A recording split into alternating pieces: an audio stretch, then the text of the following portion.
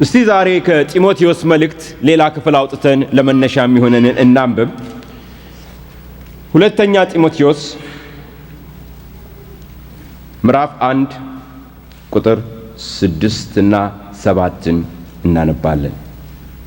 ስለዚህ ምክንያት እሳት እንደሚያቀጣጥል ሰው እጆቼን በመጫኔ ባንተ ያለውን የእግዚአብሔርን ስጦታ እንድታነሳሳ አሳስብሃለሁ። እግዚአብሔር የኃይልና የፍቅር ራስንም የመግዛት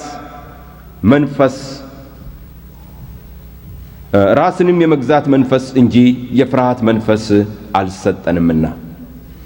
ስለዚህ ምክንያት እሳት እንደሚያቀጣጥል ሰው እጆቼን በመጫኔ ባንተ ያለውን የእግዚአብሔርን ጸጋ ስጦታ እንድታነሳሳ አሳስብሃለሁኝ ብሎ ሐዋርያው ጳውሎስ ለመንፈሳዊ ልጁ ለጢሞቴዎስ ለሁለተኛ ጊዜ እንደገና ስለ ጸጋው ስጦታ በማስታወስ ይጽፍለታል።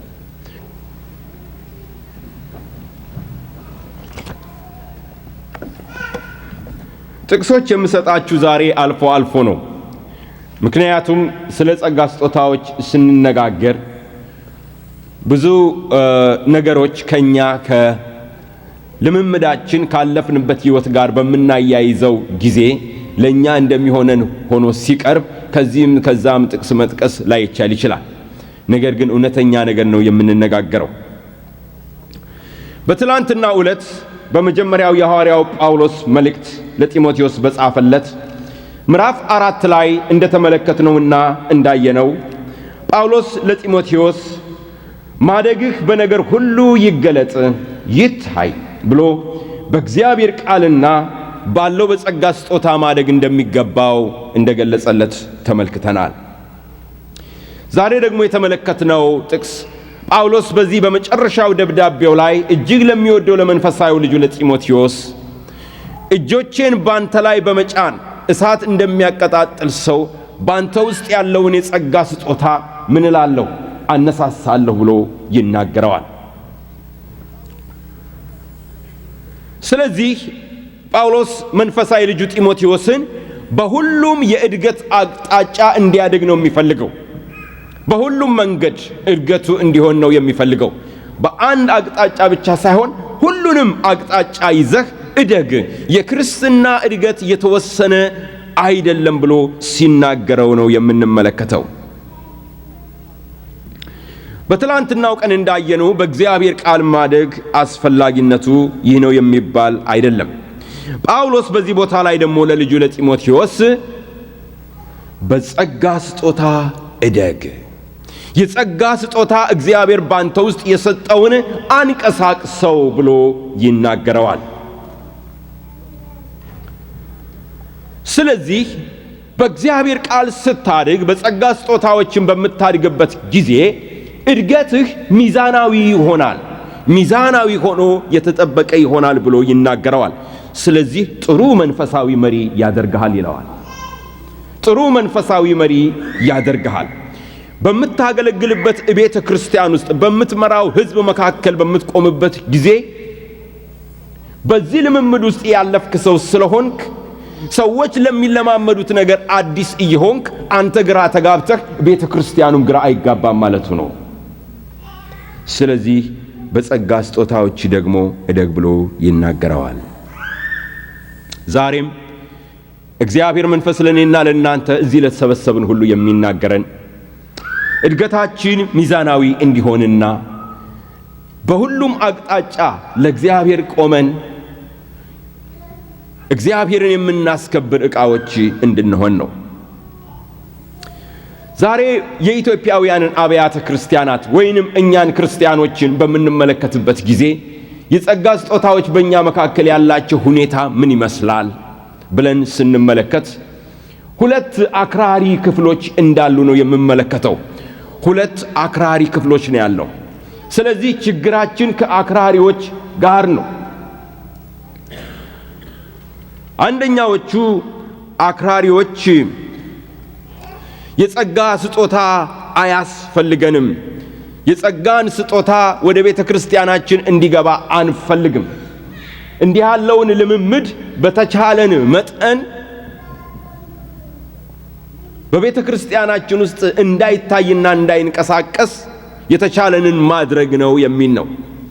ይሄንን በጆሮዬ ሰምቻለሁ። በአዲስ አበባ ከአንድ ቤተ ክርስቲያን መሪ በጆሮዬ የሰማሁት ነገር ነው። ይህ የሚሆንበት ምክንያት ምንድነው? ቤተ ክርስቲያኑ ታሪክ አለው፣ ስርዓት አለው፣ ትራዲሽን አለው። እኛ እንዲህ አይነቱን ነገር አድርገን አናውቅም። መተዳደሪያ ደንባችን አይፈቅድልንም። ስለዚህ በስርዓት የታሰሩ በባህላቸው የታሰሩ ቤተ ክርስቲያኖች በራቸውን ዘግተው መንፈስ ቅዱስን ልትገባ አትችልም እያሉት ነው። እንዲህ አይነቱንም ደግሞ ልምምድ መቃወም ብቻ ሳይሆን ከሰይጣን የሆነ ልምምድ ነው ብለው በድፍረት የሚናገሩ ሰዎች የማይቻለው ወገኖች ሆይ ጆሮዬ ሰምተዋል። እግዚአብሔር ይቅር ይበላቸው። ብንወደውም ባንወደውም ግን መንፈስ ቅዱስ ታላቅ ስራውን በኢትዮጵያም ባሉ አብያተ ክርስቲያናት በውጭም ባሉ አብያተ ክርስቲያናት በታላቅ ማዕበል ኃይል ወገኖች ሆይ የሰዎችን ስርዓትና ደንብ የሰዎችን ባህል እየሰባበረ እየገባ ነው። እግዚአብሔር ይመስገን። መንፈስ ቅዱስ መተዳደሪያ ደንብ አይዘውም። ጌታ ይመስገን። መንፈስ ቅዱስ የሰው ስርዓት አይዘውም። ሰዎች የእግዚአብሔር መንፈስ ሊይዙት እንኳን ቢሞክሩ ይህ በነቢዩ በኢዮኤል የተነገረው ዘመን ስለሆነ በመጨረሻው ዘመን ሥጋ በለበሰ ላይ ሁሉ ከመንፈሴ አፈሳለሁ ያለበት ጊዜ ስለሆነ እግዚአብሔር ሰዎችን እደጅ አይጠናም። እግዚአብሔር የተመሰገነ ይሁን። ጌታ ይመስገን። በኢትዮጵያ አቆጣጠር በ1965 ዓመተ ምህረት በመሠረተ ክርስቶስ ቤተ ክርስቲያን ውስጥ ለመጀመሪያ ጊዜ መንፈስ ቅዱስ ሲወርድ የበዛ ምስክር ነበርኩ። ለ6 ሳምንት ለሚሆን ስለ ኤልያስና ስለ ኤልሳ ካስተማርኩ በኋላ በ6ኛው ሳምንት ላይ የእግዚአብሔር መንፈስ መልእክትን ስትጨርስ ዛሬ ለመንፈስ ቅዱስ ሙላት ጸልይ የሚል ነገር ተናገረኝ። ያደረኩትን ነገር እነግራቸዋለሁ። ጴጥሮስ ካደረገው ከድካሙ ካደረገው ያነሰ ነገር አይደለም የተሳሳትኩት ነገር። እሺ ጌታ ሆይ አደርጋለሁ አልኩኝ። መልእክቱ ጊዜ አለቀ። ቅዳሜ ቀን ነው። ሰዎች ተሰብስበዋል። ዛሬ ለመንፈስ ቅዱስ ሙላት እንጸልያለን አልኩኝ። ነገር ግን እኔ እጄን አልጭንባችሁም አልኩ። ምክንያቱም በኋላ ጠያቂ ቢመጣብኝ እኔ እጄን አልጫንኩባቸውም ለማለት እንዲመቸኝ። ጴጥሮስ ይህንን ያለው እኔ ምን ላርግ? ስሰብክ ነው የተሞሉት አለ።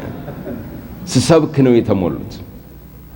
ነገር ግን በጣም በመንፈሳዊነቱ የማከብረው ነገር ግን በሰው ሲታይ ያልተማረ አንድ ሰው ብድግ አለ፣ ተነሳና እጄን ይዞ ወስዶ አንድ ሰው ላይ አስቀመጠ። ጌታ ተናግሮት ነው። በጣም በሰው ሲታይ የተናቀሰውን እየጎተተ ወስዶ አንድ ሰው ላይ እጄን ሲያደርግ ያ ሰው በመንፈስ ቅዱስ ተሞላ። በዛ ቤት ላይ የእግዚአብሔር መንፈስ ወረደ። ሰዎች ሁሉ በልሳን መናገር ጀመሩ። ከአካባቢው የነበሩ ሰዎች ሁሉ እየመጡ ዛሬ እዚህ ሚስዮኖች ግቢ ምን ተፈጥሯል እያሉ በመስኮት ይመለከቱ ነበር። መንፈስ ቅዱስ የሰው ስርዓት አይዘውም። እግዚአብሔር ይመስገን። መተዳደሪያ ደንብ አይዘውም።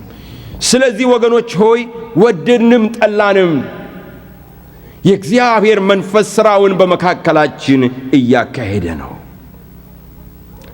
በዚሁ ጊዜ ደግሞ በዚሁ ወቅት ሌላ አክራሪዎች አሉ። ሰይጣን የእግዚአብሔር ሥራ ሊሰራ በሚጀምርበት ጊዜ ሥራውን ማቆም ካልቻለ አንድ የሚያደርገው ነገር አለ። ምን መሰላችሁ የሚያደርገው? ያን ሥራውን እያጭበረበረ ልዩ መልክ መስጠትና ማበላሸት ነው።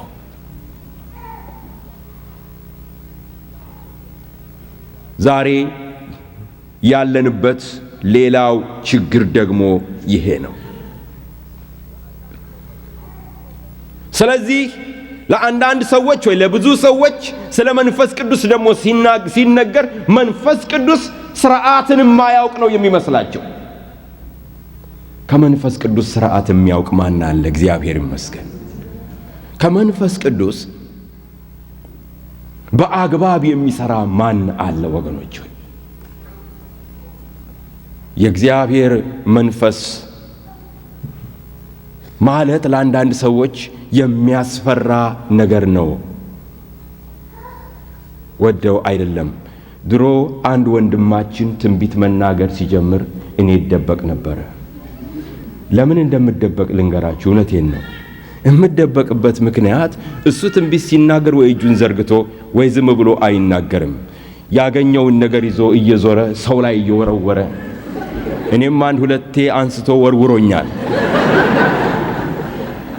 እግዚአብሔር ይባርካውን ወደ ጌታ ሄዷል። እና እሱ ትንቢት ሲናገር እደበቅ ነበር። ስለዚህ ትንቢት የሚናገር ሰው ሁሉ ወንበር የሚያነሳ ይመስለኝ ነበር። ከመንፈስ ቅዱስ ሥርዓት ያለው ማን አለ? እግዚአብሔር ይመስገን።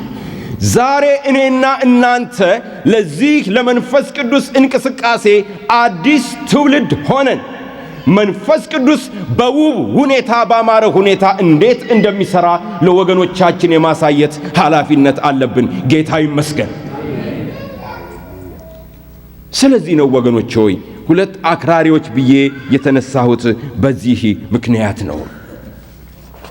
አሁን ወደ ትምህርቱ በምንገባበት ጊዜ መጀመሪያ እንድንመለከት የምፈልገው የመንፈስ ቅዱስ ስጦታዎች የተሰጡበት ዓላማ ምንድን ነው? ዓላማውን ማወቅ ይኖርብናል። ለምንድን ነው የተሰጡት? ከእግዚአብሔር ቃልና ከልምምድ ያገኘኋቸውን ነገሮች እንደምናገር ቀደም ብዬ ነግሬያቸዋለሁ። 10 ነገሮች ወደ አእምሮዬ መጡ። አንደኛ፣ መንፈስ ቅዱስ ለቤተ ክርስቲያን የተሰጠው ስጦታዎች የተሰጡት የክርስቶስን አካል ቤተ ክርስቲያንን ለማነጽና ለመገንባት ነው። ሐዋርያው ጳውሎስ በአንደኛ ቆሮንቶስ ምዕራፍ 14 ላይ 5 ጊዜ ማነጽ የሚለውን ቃል ይጠቀማል። ምክንያቱም የመንፈስ ቅዱስ ስጦታዎች ዋናው ዓላማ ቤተ ክርስቲያንን ለመገንባትና ለመስራት ለማነጽ ነው። ሁለተኛ፣ የመንፈስ ቅዱስ ስጦታዎች የተሰጡበት ምክንያት ጌታ ኢየሱስ ክርስቶስን ምን ለማለት ነው? ለማክበር ነው። በዮሐንስ ወንጌል ምዕራፍ 16 ጌታችን ኢየሱስ ክርስቶስ እንዳለው የእውነት መንፈስ በመጣ ጊዜ ምን ያደርገኛል? ያከብረኛል። ጌታ ይመስገን። እውነተኛውን የመንፈስ ቅዱስ ሥራ የምናውቀው ምንድን ነው? ጌታችን ኢየሱስ ክርስቶስ ምን ይላል? ከፍ ከፍ ይላል። ጌታ ይመስገን። አንዳንድ ጊዜ ያስፈራኛል እዚህ ሀገር ሰባኪዎቻቸውን አገልጋዮቻቸውን የሚያስተዋውቁበት መንገድ። ለዚህ ሰዓት ለዚህ ጊዜ እግዚአብሔር ያስነሳው ምትክ የሌለው አንድ የብቻው የሆነ የተቀባ እከሌ የሚባለው አገልጋይ ከባድ ነው አይደለም? እኔና እናንተ ዝቅ ስንል ጌታ ኢየሱስ ክርስቶስ ይከብራል። ሃሌሉያ! እግዚአብሔርን መንፈስ ከሚያስረው አንደኛው ነገር ሰዎች የእግዚአብሔርን ክብር መስረቃቸውና መውሰዳቸው ነው። ነገር ግን እግዚአብሔር የተጠቀመባቸው ሐዋርያት ያንን ሽባ ሰው ካስነሳ በኋላ ጳውሎስ ሊያመልኩትና ሊሰግዱለት በመጣ ጊዜ ልብሳቸውን ቀደዱ። እናንተ ሰዎች ምን ሆናችኋል? እኛም እንደናንተ እግዚአብሔርን የምንፈራና የምናመልክ ሰዎች ነን። ስለምን ትኩር ብላችሁ ትመለከቱናላችሁ? ይህ በእኛ ኃይል የሆነ ይመስላችኋል? ይህ የሆነው እናንተ በሰቀላችሁት እግዚአብሔር ግን ከሙታን ባስነሳው በኢየሱስ ክርስቶስ ስም ነው። ወዲያውኑ ክብሩን አምጥተው ለጌታ ይሰጣሉ። እግዚአብሔር ይመስገን። ይሄ ነው አንደኛው ምስጢር ወገኖች። ስለዚህ እውነተኛ የመንፈስ ቅዱስ ሥራ ሲገለጽ ጌታ ኢየሱስ ክርስቶስ ምን ይላል? ከፍ ከፍ ይላል። ሃሌሉያ። ሶስተኛው የመንፈስ ቅዱስ ስጦታዎች ለቤተ ክርስቲያን መሰጠት ማለት ቤተ ክርስቲያንን ወደ ክርስቶስ ሙላአት፣ ወደ ፍጹምነት፣ ወደ አንድነት ለማድረስ ነው። 3 ነገሮች ጠቀስኩ። ወደ ሙላአቱ ለማድረስ ከጊዜ ወደ ጊዜ ፍጹም ወደ ሆነው ደረጃ ለማድረስ ሁለተኛ። ሶስተኛ ወደ አንድነት ለማምጣት ነው። በተለይ ሶስተኛውን እናስተውል ወገኖች። በመንፈስ ቅዱስ ስጦታ ቤተ ክርስቲያን እንዴት ይከፋፈላል? እንዴት ሊከፋፈል ይገባዋል? በቅርብ ጊዜ አንድ ስልክ ደረሰኝና ከሩቅ ስፍራ አንድ ወንድሜ ያናገረኝ ነበር። ከዚህ ስፍራ ነው የደወልኩት አለኝ። በጣም አዝኗል። ቤተ ክርስቲያናችን እየተከፋፈለ ነው አለኝ። ምንድነው የከፋፈላችሁ? በቤተ ክርስቲያናችን ውስጥ ነብይ ነን የሚሉ 2 ሰዎች አሉ አለ። እነዛ ሰዎች ተነስተው ከዚህ መለስ ያላችሁት እግዚአብሔር ለራሱ የለያችሁ ሰዎች ናችሁና ከኛ ጋር ተከተላችሁ ሂዱ ብለው ይዘዋቸው ሄደዋል። ወደ አንድነት ለማምጣት ነው። የክርስቶስን አካል ለማጠጋጋት ነው። ወደ ህብረት ለማምጣት ነው። የመንፈስ ቅዱስ ስጦታ የተሰጠው ወገኖች ሆይ ለዚህ ነው። አራተኛ የክርስቶስን ቤተ ክርስቲያን ለጌታችን ለኢየሱስ ክርስቶስ ዳግም ምጽአት ምን ለማለት ነው? ለማዘጋጀት ነው። እግዚአብሔር የተመሰገነ ይሁን። ለጌታችን ለኢየሱስ ክርስቶስ ዳግም መምጣት ቤተ ክርስቲያንን ምን ለማድረግ ነው? ለማዘጋጀት ነው።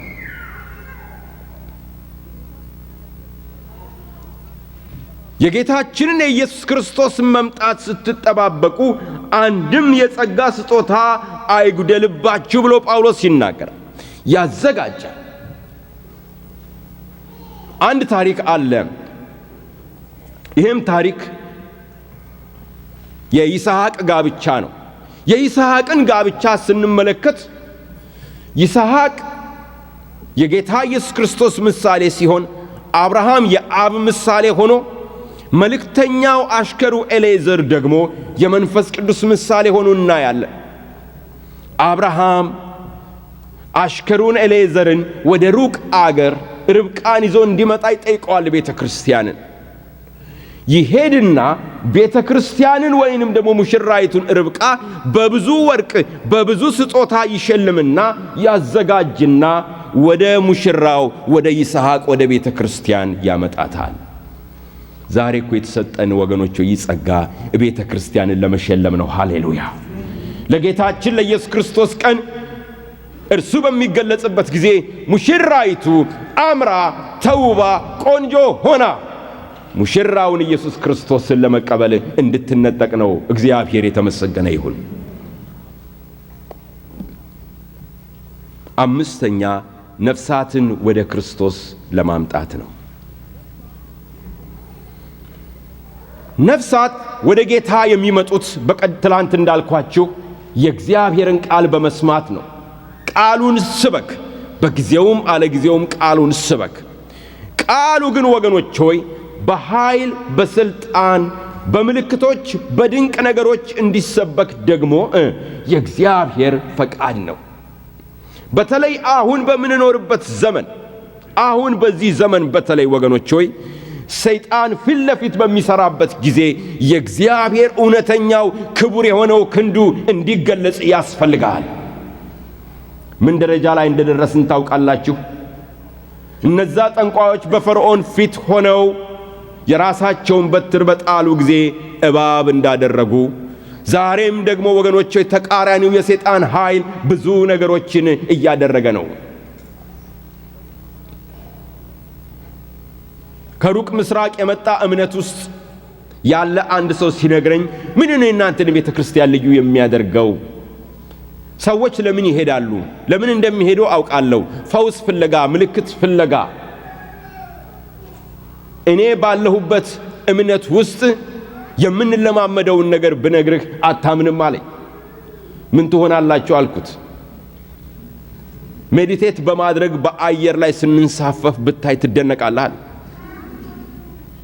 በኢየሱስ ስም ብትሉት ተነስቶ ነው የሚፈጠፈጠው።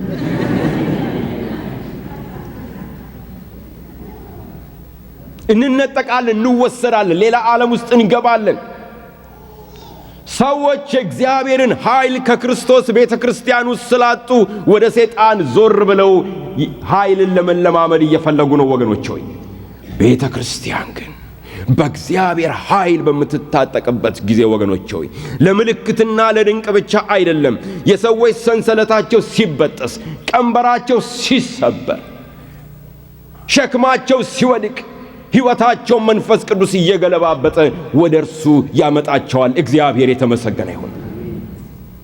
ወደ አንድ ስፍራ ነፍሳት ሲጎርፉ ወገኖች ሆይ አለ ምክንያት አይምሰላችሁ። አለ ምክንያት አይደለም። እናንተ አለ ምክንያት ነው ረፍት ጊዜያችሁን ወስዳችሁ ገንዘባችሁን አውጥታችሁ ደክማችሁ እዚህ ቦታ የመጣችሁት። አንድ ምክንያት አላችሁ። ሰዎችም ወደ አንድ ቦታ ሲጎርፉ ወገኖች ሆይ አንድ ነገር በዛ ስፍራ አለ። ያም ደግሞ ነፍሳቸውን፣ መንፈሳቸውን፣ ስጋቸውን የሚገናኝ የእግዚአብሔር ኃይል ተገልጿል። ሃሌሉያ አሜን። ጌታ ይመስገን። ይህንን ወገኖች ሆይ አይቻለሁ። በኢትዮጵያ ውስጥ በነበረው አገልግሎት ሰዎች የ3 ቀን መንገድ ከከረን ከተለያየ ስፍራ በበቅሎ በአውቶቡስ እያደረጉ በአይሮፕላን ይመጡ ነበር። ምን ልትፈልጉ መጣችሁ? የእግዚአብሔር ኃይል ተገልጿል የሚል ነገር ሰምተናልና እግዚአብሔር እንዲገናኘን ነው የመጣ ነው። እግዚአብሔር የተመሰገነ ይሁን። ዛሬ እኔና እናንተ የሚያስፈልገን ይሄ ነው ወገኖች ሆይ።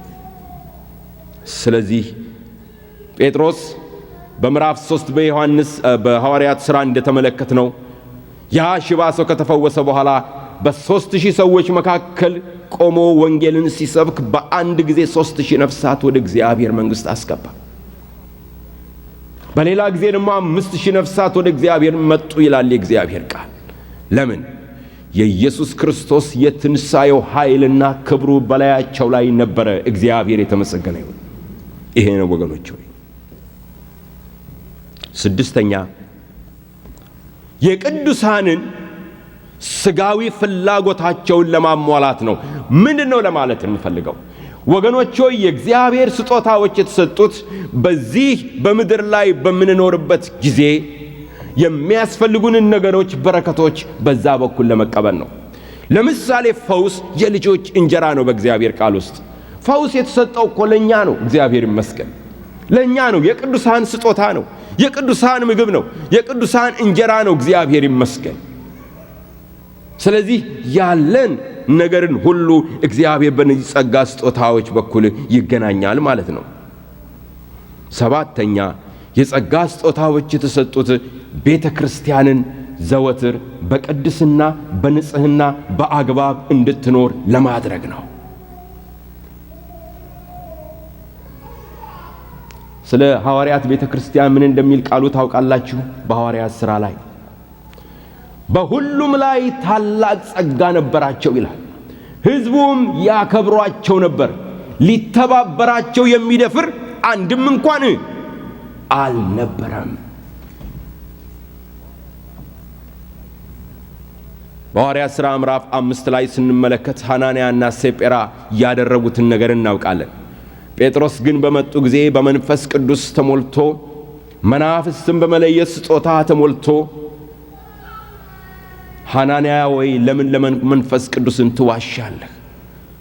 ገንዘቡ ያንተ ነው። ከመሸጥህም በፊት ሀብትህ ነው። ከሸጥከውም በኋላ ሀብትህ ነው። ማስቀረትም ትችላለህ፣ መስጠትም ትችላለህ። ለምን ግን ትዋሻለህ?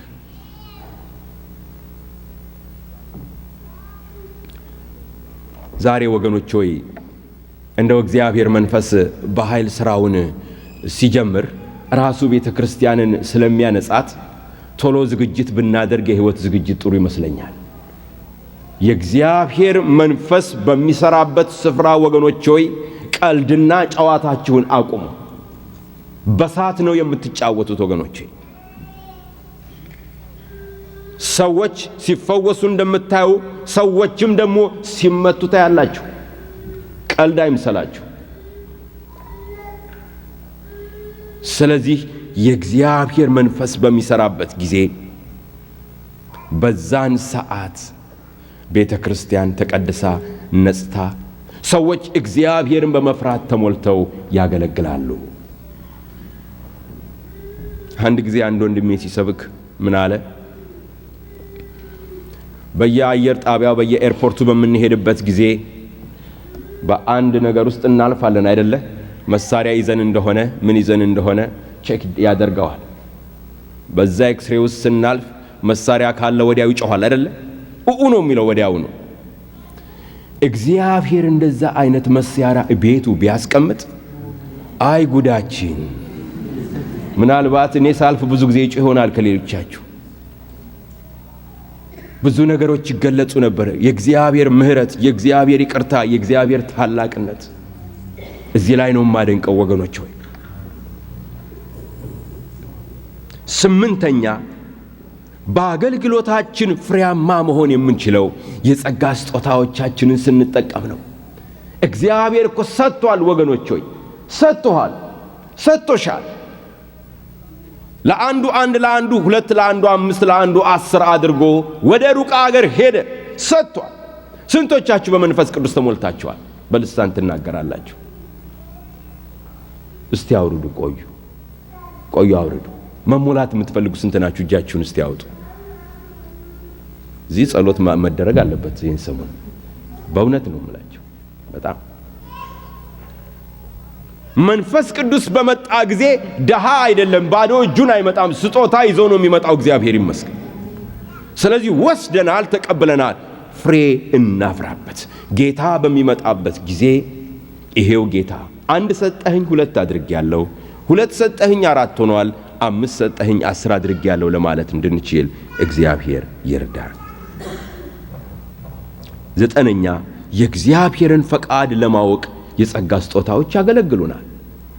ወይንም ደግሞ የእግዚአብሔርን ፈቃድ ግልጽና ቀጥተኛ ያደርግልናል። እወቁ፣ የእግዚአብሔር ፈቃድ መጀመሪያ የሚገለጸው ለግላችን ነው። እግዚአብሔር ላንተ ለምትኖርበት ለሚፈልገው ሕይወት መጀመሪያ ለኔ መጥቶ የሚነግርበት ምንም አይነት ምክንያት የለውም። ለኔ ግን የሚነግረኝ አንተ ያወቅከውን ነገር በእግዚአብሔር መንፈስ መጥቼ እንዳረጋግጥልህ ነው። አንዳንድ ጊዜ የኛ ሕዝብ በየዋህነት ቃሉን ስለማያውቅ ይሄንን ስለማይረዳ ወስንልኝ ብሎ ይመጣል። እኔ ቢሮዬ ሰዎች ይመጣሉ። ሰርጀሪ ማድረግ አለብኝ የለብኝም ይሉኛል። ካላደረግሽ ካንሰር ይሆናል ትሞቻለሽ ብሎኛል። ስለዚህ ላድርግ አላድርግ እኔ ለማንም ሰው እንደማልወስን ታውቃላችሁ። ነገር ግን የእግዚአብሔርን ቃል አስተምራለሁ። ለሰው አትወስኑ፣ ስለሌላው ሰው እንዳትወስኑ። ሰውየው ግን ውሳኔ ለማድረግ ወደሚችልበት ሁኔታ ላይ የማምጣት ኃላፊነት አለብን። እግዚአብሔር መጀመሪያ የሚናገረን እኛን ነው። ልዩ መገለጥ ካገኘንና እግዚአብሔር በግልጽ ከተናገረን እናድርገው ማለት፣ ካልሆነ ግን ጥንቃቄ ማድረግ አለብን። ስለዚህ የእግዚአብሔርን ፈቃድ ለቤተ ክርስቲያንም ቢሆን ለአገልጋዮችም ቢሆን በጸጋ ስጦታዎች በኩል ይታወቃል። በርናባስና ሳውልን ለጠራኋቸው ሥራ ምን በሉልኝ? ለዩልኝ። ሐዋርያት ሥራ ምዕራፍ 13 ቁጥር 1 ጀምሮ እስከ 3 ለዩልኝ። በትንቢት ስጦታ ተናገረ። ነቢያት ነበሩ፣ መምህራን ነበሩ በዛ። ስለዚህ ጳውሎስ ይጠብቅ ነበረ። እግዚአብሔር ጥሪ የነበረው ሰው ነበር። ነገር ግን በባሪያው በኩል እግዚአብሔር አሁን ነው አለው። እግዚአብሔር የተመሰገነ ይሁን። ውስጤ ምን እንደሚቃጠል ልንገራችሁ ወገኖች። ሕሊናዬ እንደው ጥያቄ ሳይኖረው ውስጤ ሳይፈራ የምቀበላቸው ነቢያት እግዚአብሔር ያስነሳላል። ደስ አይልም ወገኖች? ተነግሮ ሃሌሉያ እግዚአብሔር ብሏል ብላችሁ ሻንጣችሁን የምታነሱበት ሁኔታ፣ እግዚአብሔር ያከረላቸው፣ እግዚአብሔር ያጸደቃቸው፣ አገልግሎታቸውን ማህተም ያደረገበት ነቢያት እግዚአብሔር ይስጠን። ይህ ስለሌለን ወገኖች ሆይ በሚያስመስል ነገር ተሞላን። ይመስላል ግን እግዚአብሔር አይደለም። ይመስላል ግን የእግዚአብሔር አይደለም። እንደ ይስሐቅ ሆነናል ዛሬ ሁላችንም። ይህ እጅ የኤሳው ነው፣ ድምፁ ግን የያዕቆብ ነው። ግራ ገባው። ሁለት ነገር ነው። በሁለት ነገር መሃል ተይዞ ነበር። እግዚአብሔር ወገኖች ሆይ ከዛ ያውጣል። ተፈውሰሃል ሲሉ ከሰማይ የእግዚአብሔር እሳት ወርዶ ፈውስ ወዲያው የሚገለጽባቸውን ባሪያዎች እግዚአብሔር ይስጠን። ሆኗል ሲሉ ሲሆን ያሳየን እግዚአብሔር ወገኖች ሆይ ለዛ ያብቃን ብዬ እላለሁ። ምኞቴ የነፍስ የምኞት ይሄ ነው። 10ኛ ትላንትና የእግዚአብሔር ቃል እግዚአብሔርን እንድናውቅ እንደሚረዳን ሁሉ የመንፈስ ቅዱስም ስጦታ ደግሞ እግዚአብሔርን እንድናውቀው ይረዳናል። ከቃሉ ሌላ እግዚአብሔርን እንድናውቅ የሚረዳን የእግዚአብሔር ቃል ነው። አሁን መሰረታዊ የሆኑ ነገሮችን የተነጋገርን ይመስለኛል። መሰረቱን ወገኖች ሆይ ጥለናል። አሁን ስለ ጸጋ ስጦታዎች እድገት በምንነጋገርበት ጊዜ ምን ማለታችን ነው? እድገት ምንድነው? በኔ ህይወት የጸጋ ስጦታ የሚያድገው እንዴት ነው በምንልበት ጊዜ 3 ደረጃዎች ማለፍ እንዳለብን ማወቅ አለብን። እነዚህን ላይ እናተኩራለን። 3 ደረጃዎች አሉ። ለአንድ ክርስቲያን የመጀመሪያው የሚወስደው እርምጃ የጸጋ ስጦታውን ማወቅ ነው። የጸጋ ስጦታውን መረዳትና ማወቅ ነው። ሁለተኛ የተረዳውንና ያወቀውን የጸጋ ስጦታ ማዳበርና መገንባት ነው። ሶስተኛ በጸጋ ስጦታው ማገልገልና ፍሬ ማፍራት ነው።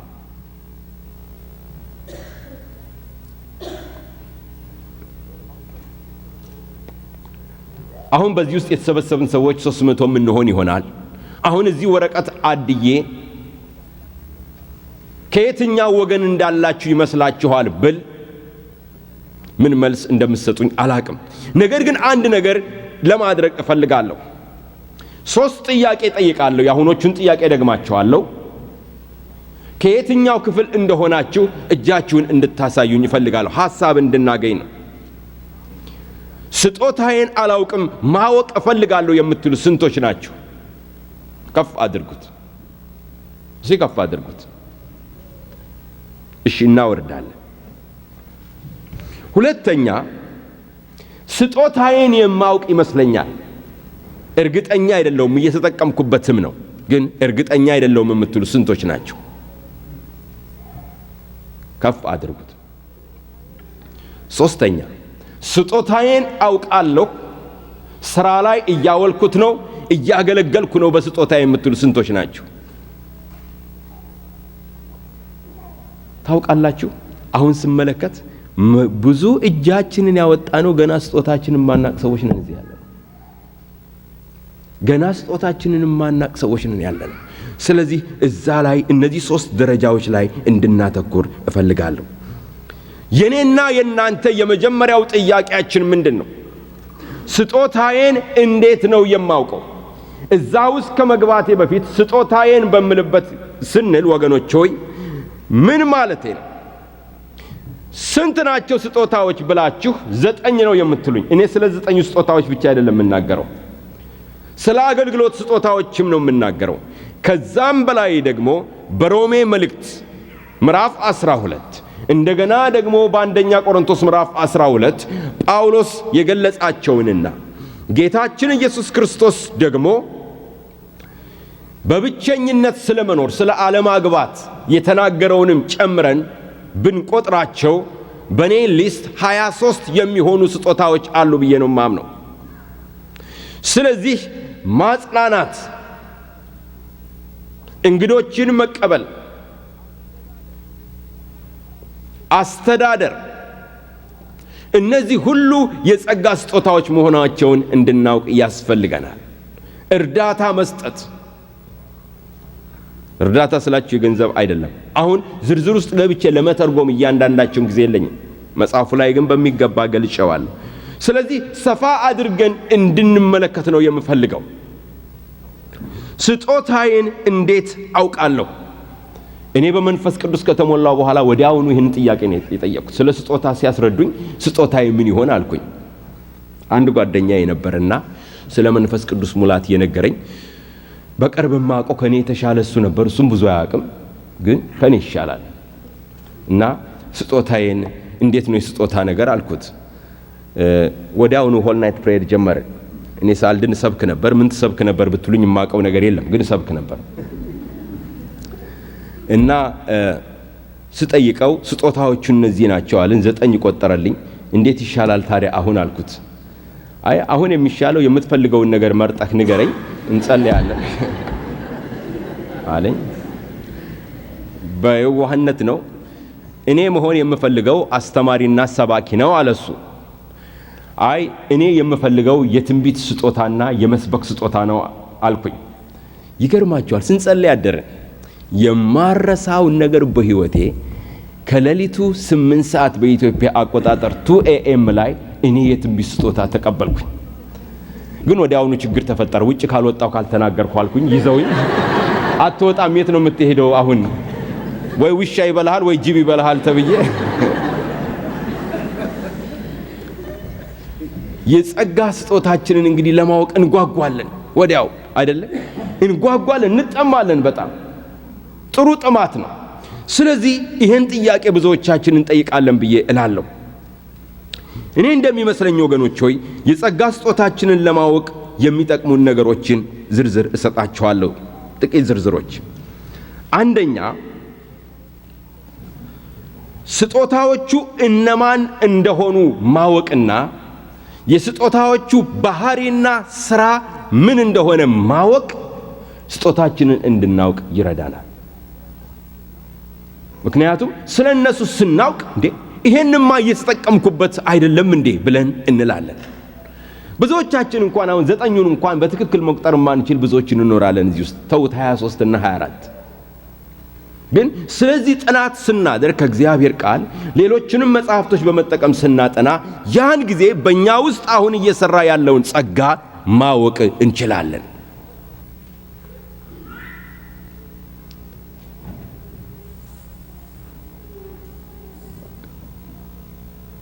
ሁለተኛ ያላችሁን ስጦታ ለማወቅ እንደምትጓጉ ሁሉ የሌላችሁንም ስጦታ ማወቅ የዛኑ ያህል አስፈላጊ ነው።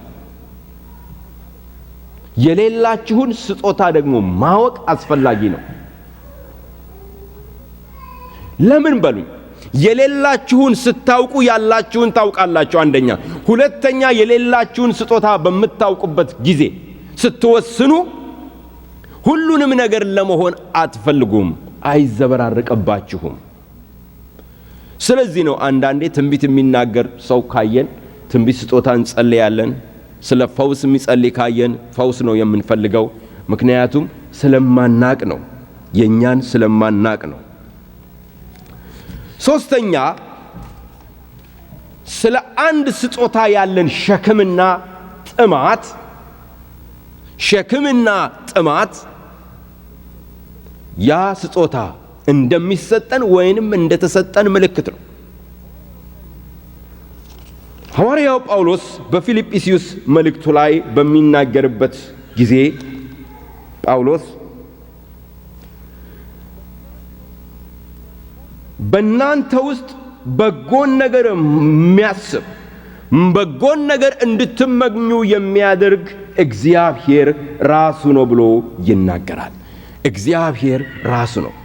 መልካምን ነገር መመኘት መሻት በሕይወታችሁ ውስጥ የሚያደርግ እግዚአብሔር ነው ብሎ ጳውሎስ ይናገራል። ስለዚህ ይህ መልካም ምኞት ሁሉ ከማን ነው? ከእግዚአብሔር ነው። ከእግዚአብሔር የሚመጣ ነው። ምኞቱን በልባችሁ ውስጥ ያስቀምጣል። አንድ ምስክርነት ልንገራችሁ። በኢትዮጵያ አቆጣጠር ነው የሚቀልኝ፣ ስለዚህ ነግራቸዋለሁ። የሆነበት ዘመን እንደዛ ስለሆነ በ1959 ዳንኩኝ ነው በኢትዮጵያ አቆጣጠር። በ62 ዓመተ ምህረት አንድ ሸክም ህይወቴ ውስጥ መጣ። ያም ሸክም ምን መሰላችሁ? እግዚአብሔር ለምንድን ነው ኃይሉ የማይገለጸው የሚል ሸክም ህይወቴ ውስጥ መጣ። ያን ሸክም ከህይወቴ ለማራገፍ አልቻልኩም። በሽተኞች ሳይ አለቅስ ነበር። ለምን ግን እንደማለቅስ አላውቅ።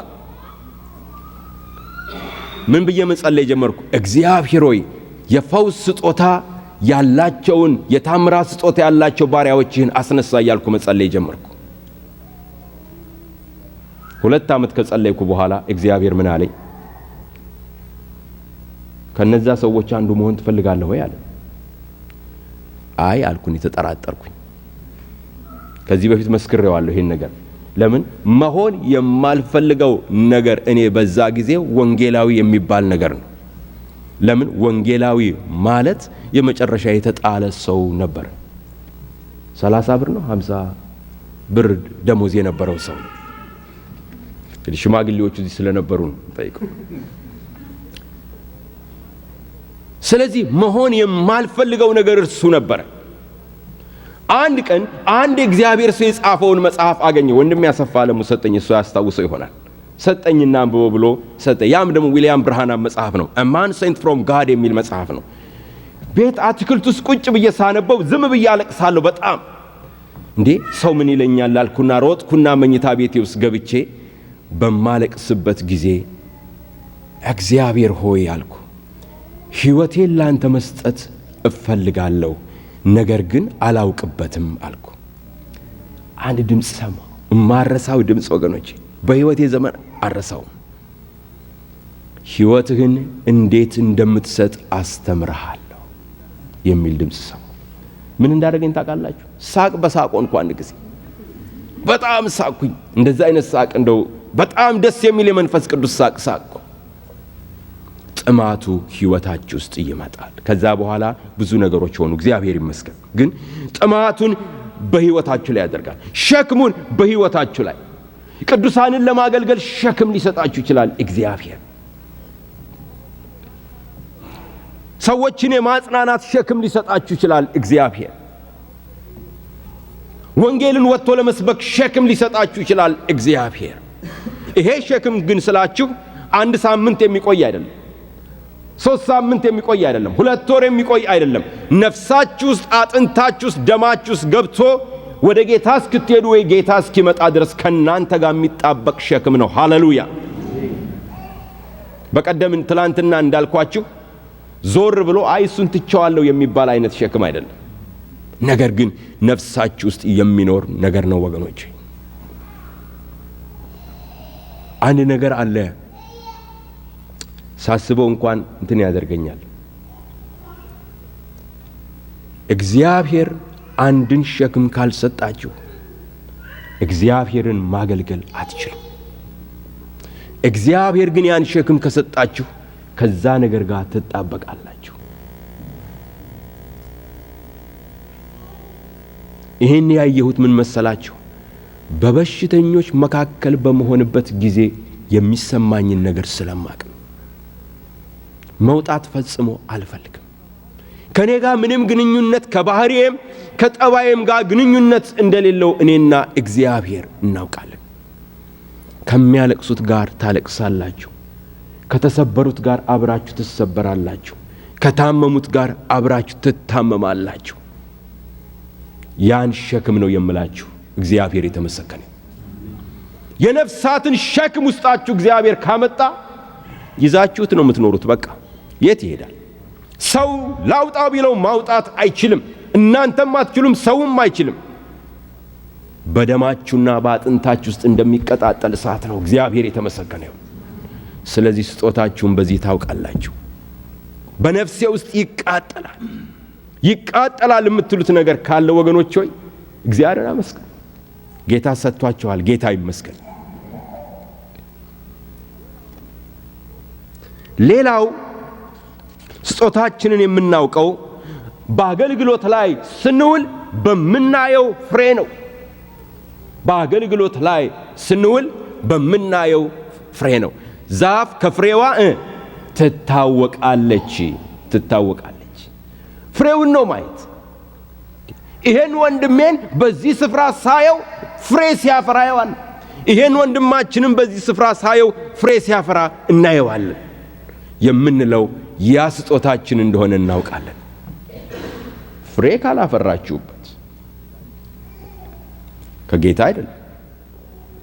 የጌታ የሆነ ነገር ሁሉ ፍሬ ይታይበታል።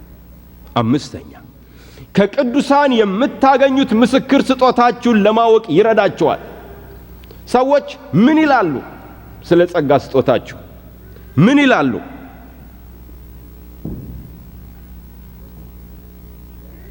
ወንድሜ እህቴ ይሄ ነገር የተሰጠሽ አይመስለኝምና ተወው ሲሉን አይክፋን ወገኖች፣ አናኩርፍ። እነሱ ጠላትነት የላቸውም ከኛ ጋር። እኔ አይቻለሁ ብዙ ሰዎች መዘምራን ውስጥ ያለው የጸጋው ስጦታው የሌላቸው ሰዎች የሚነግራቸው ስለሌለ እነሱም ስለማይፈልጉ እንዲነገራቸው ይኖሩበታል። ግን ሰውም ያውቀዋል፣ አገልጋዩም ያውቀዋል፣ ሁሉም ሰው ያውቀዋል። ሲሰጣችሁ ግን ቅዱሳንም ያውቁታል። የእግዚአብሔር መንፈስ ይመሰክርላቸዋል። እግዚአብሔር ይመስገን። እግዚአብሔር ይመስገን።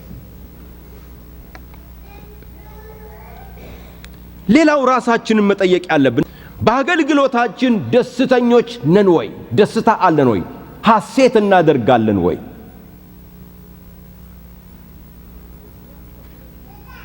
የሚያስከፍለንንም ሁሉ ዋጋ እንከፍላለን ወይ?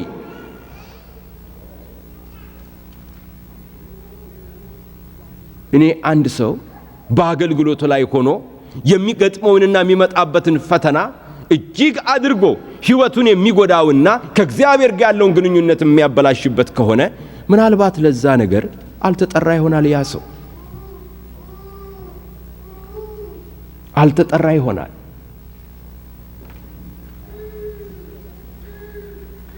ሰባተኛ ወገኖች ሆይ የእግዚአብሔርን ፊት በመሻት በጾምና በጸሎት መቅረብ ይኖርብናል።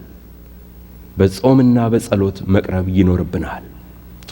እዚህ ላይ ወደ ሁለተኛው ሐሳብ ከመሄዴ በፊት ለመናገር የምፈልገው ነገር አለኝ። ይሄም ደግሞ ምንድነው?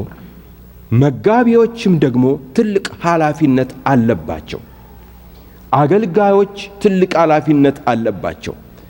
ምእመን ስጦታቸውን እንዲያውቁ እጆቻቸውን እያያዙ የመምራትና የጸጋ ስጦታቸውን አውቀው እንዲያገለግሉ የማድረግ ኃላፊነት አለባቸው። ሁለተኛ ስጦታችንን ካወቅን በኋላ ወገኖች ሆይ ይሄ በጣም አስፈላጊ ነገር ነው። ካወቅን በኋላ ስጦታችንን ማዳበር አለብን። ስጦታ የሚያድግ ነገር ነው።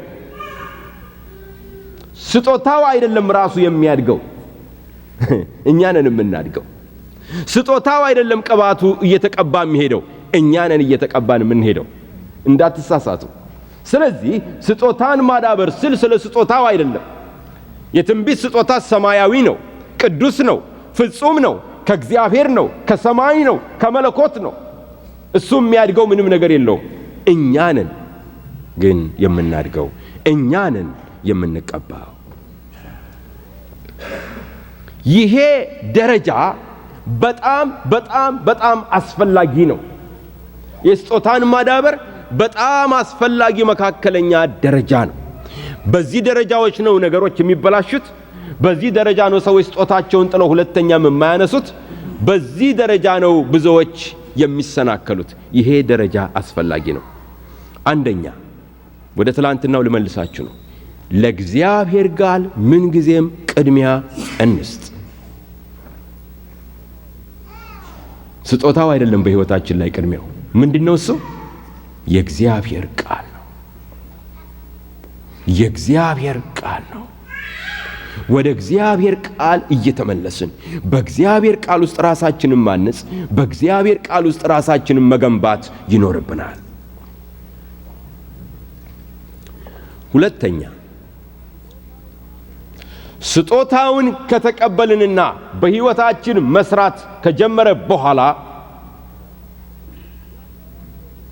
እጃችንን ይዞ የሚመራን የሚያሳድገን ሰው እንደሚያስፈልገን ማወቅ ይኖርብናልና ከኛ ቀደም ልምምዱ ያላቸው ሊያስተምሩንና ሊያሳድጉን ከሚችሉ ሰዎች ስር ሆነን እንድናድግ አደራ እላችኋለሁ። የብዙዎቻችን ችግር እዚህ ላይ ነው የሚጀምረው። ዛሬ አንድ ህልም ካየ መገለጥ ካገኘ አንድ ነገር በትክክል ተናግሮ ከተፈጸመ ከዛ በኋላ ለዛ ሰው ፓስተር የለውም፣ እረኛ የለውም፣ መጋቢ የለውም። ሁሉን ነገር ራሱ ሆኖ ነው ቁጭ የሚለው። ጴጥሮስ የወደቀበት ችግር ይሄ ነበር። በማቴዎስ 16 ወደ ፊልጵስ ቂሳሪያ በመጡ ጊዜ ጴጥሮስ ግሩም ምስክርነት ሰጠ። አንተ ሕያው የእግዚአብሔር ልጅ ነህ። ኦ ጴጥሮስ ወይ ይህን ስጋና ደም አልገለጸልህም፣ የአባቴ መንፈስ ገልጾልሃል። በቃ ጴጥሮስ ተሾመ። ከዛ በኋላ የጴጥሮስ ሁለተኛው ደረጃው ምን እንደነበር ታውቃላችሁ? ለጌታ ለኢየሱስ ክርስቶስ ሄዶ ምን ማድረግ እንደሚገባው መንገር ነበር። ወደ ኢየሩሳሌም እንዳትወጣ ብሎ መመሪያ ሰጠ። የካፒቴን ቆቡን አደረገ። ፊት መሄድ ጀመረ። ጌታ ግን የማይረሳ ትምህርት አስተማረው። ትላንትና እግዚአብሔር የአባቴ መንፈስ ገልጾልሃል ያለውን ሰው አንተ ሰይጣን ሂድ፣ ከኋላዬ ሂድ። ጴጥሮስ ያን የሚረሳው አይመስለኝም። የሚረሳው ኃይለኛ መሰባበር ነው የተሰበረው ወገኖች።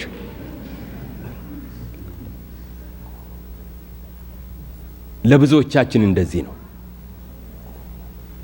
ከጌታ ሰምቻለሁ፣ መገለጥ አለኝ፣ ከጌታ ነው፣ እንዲህ ጌታ ነው፣ ተነጋግሬያለሁ፣ አድምጫለሁ፣ አይቻለሁ፣ ተገልጦልኛል።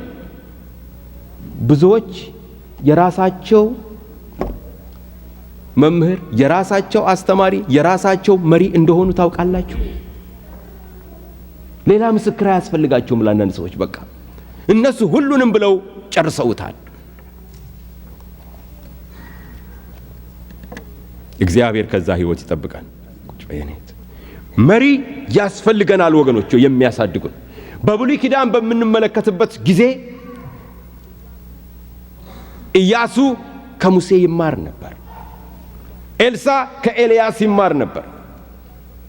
ወደ አዲስ ኪዳን በምንመጣበት ጊዜ ደቀ መዛሙርቱ ከኢየሱስ ጢሞቴዎስ ከጳውሎስ፣ ማርቆስ ከጴጥሮስ ይማሩ ነበር።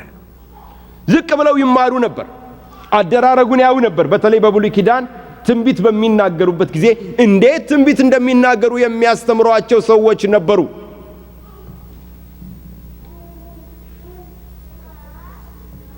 እንዴት መጸለይ እንደሚገባቸው የሚያስተምሯቸው ሰዎች ነበሩ።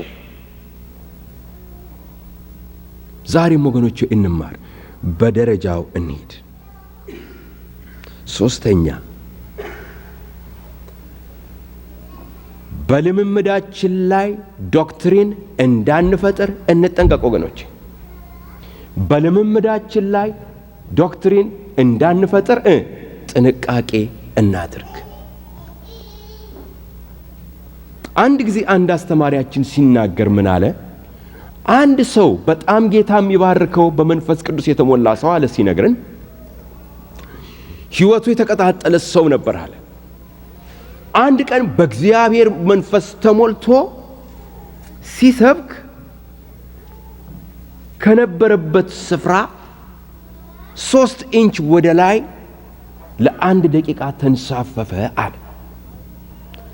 የአይን ምስክር የሆኑ ሰዎች ሁሉ አይተዋል አለ። ይሄንን የሚያሳዝነው ነገር ያ ሰው 40 ዓመቱን ሙሉ ያሳለፈው በአየር ላይ መቆም ትችላላችሁ ብሎ ነው አለ እያስተማረ። ይሄ ነው በልምምድ ላይ የሚፈጠር ዶክትሪን ማለት ይሄ ነው ወገኖች። ብዙ ነገር ዛሬ ልንለማመድ እንችላለን፣ ነገር ግን እዛ ላይ ዶክትሪን መፍጠር የለብንም። ጥንቃቄ ማድረግ የሚገባን እዚህ ላይ ነው። አራተኛ፣ በስጦታችሁ እያደጋችሁ ስትሄዱ፣ በስብከታችሁ ይሁን በሌላም ስጦታ ይሁን፣ በትንቢትም ይሁን በፈውስም ይሁን በምንም ይሁን፣ በምንም አይነት ሌላውን ሰው ለመሆን አትሞክሩ። እኔ ወገኖች ሆይ ቤተን፣ አሰፋን፣ ዘለቀን ለመሆን ያልሞከርኩት ነገር የለም። ጌታን እንዳገኘ መስበክ ሲጀምር በቃ ልክ እንደነሱ ለመሆን ሞክር ነበር፣ እንደነሱ ለመስበክ። እንግዲህ ጥሩ ነው አያችሁ፣ ስለምንወዳቸው እነዛን ሰዎች። ግን ይሄ እንኳን ምንም አይደለም። በኋላ ግን አሰራር ነገር ውስጥ ስንመጣ እነሱን መሆን እንሞክራለን። በቴሌቪዥን ለምታዩዋቸው ሰዎች እግዚአብሔር ከባረካቸው እግዚአብሔር ይመስገን። ነገር ግን በማግስቱ ደግሞ ቤተክርስቲያን መጣችሁ እነሱን ለመሆን አትሞክሩ።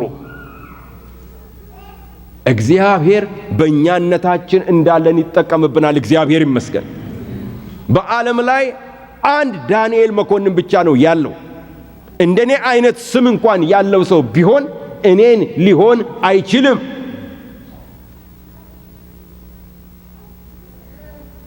እኔ ደግሞ ማንኛችሁንም ለሆን አልችልም። ስለዚህ በእግዚአብሔር ታሪክ ውስጥ እግዚአብሔር ባለጸጋ ነው።